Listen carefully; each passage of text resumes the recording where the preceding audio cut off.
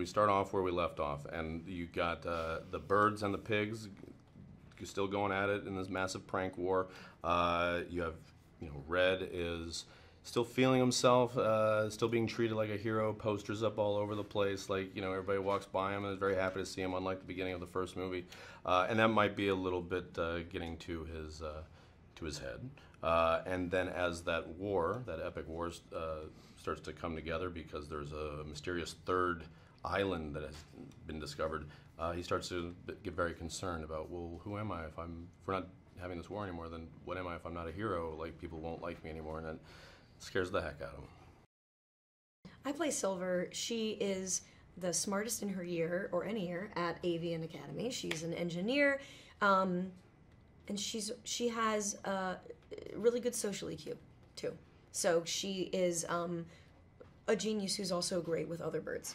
She's great. I really, really like her, and I would like to hang out with her. I play Red, the angriest bird of them all. We got a snake that's very short-lived, has no lines, becomes clothing. We have, well, of course, we have Chuck, my brother, played by Josh Gad. We have I think you have to say the Josh Gad. You have to say the Oh, Josh the Gad. Josh Gad. Contractually. I'm sorry. Yeah. You're right. I don't want to get... He's such a stickler. Yeah. It's awful. His people are just relentless on you. It's terrible. Danny McBride is Bum, and then Sterling K. Brown is Gary. That's right. Gary is our gadgets expert, modeled in the... I like to think Hugh from Bond is modeled after Gary. It's the other way. Yeah, chronologically it makes no sense, Yeah. but you Sony folks probably have access to a time machine. And then we got Bill. I mean, Bill plays the King Pig. Does he have? I forget his name. Oh. Leonard. Thank you, Leonard. Such a good name too. There's so many people in this movie. I mean, Nicki Minaj, Awkwafina, Peter Dinklage, Leslie Jones, Lil Rel. You? Oh my God! Yeah. Stop. Me? Oh my God! Stop it. Please. She's surprised at his growth. I think that she doesn't expect him.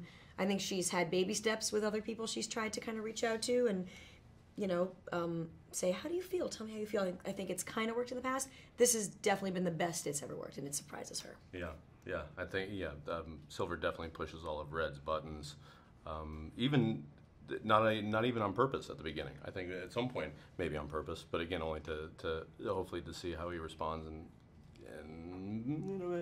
in a way that speaks towards his better, I'd say angels, but let's say his better bird angels. Silver's relationship with Chuck is they're very close, but also she is tired of being seen as his little sister, but she falls into stuff very easily. Like when he tickles her, she wants, no, respect me, I'm an adult now, but tickling tickles. You can't help but laugh. And that's what family is. You want to be You want to be seen as your own person. No, I'm an adult now, but there are just patterns you fall into that are, it's almost like hardwired from such a young age, and that's family. I mean, I do genuinely love the process of recording, and going in and then constantly sort of like, sharpening, starting out this big, and then you kind of like, it keeps getting sharper and sharper, and you go back and you re-record, but you're never just re-recording for no purpose. Like, it's not just like, to spend money. We would do that. It's always to refine it, to make it a little bit better, a little bit sharper, as you start to get the other performances coming in, because again, we do it all by ourselves at different times, all over the country, all over the world, for all I know. And then then you start to hear what other people are doing, and you sort of find this union, this harmony, and yeah, it's nice. It's very much. If I am a true believer of it's the journey, not the destination, animated films are, obviously it's the destination that makes money if people go see it, but the journey is pretty fun because it's just constantly working to make things better. Despite the fact that it's about birds and pigs and they're all talking, I think it's actually some really universal themes. I have to say, every time we get into Red's head about the fear of disappointing everyone and being abandoned, I just find that really relatable, and I'm certainly not a bird who saved an island from pigs, that is very human.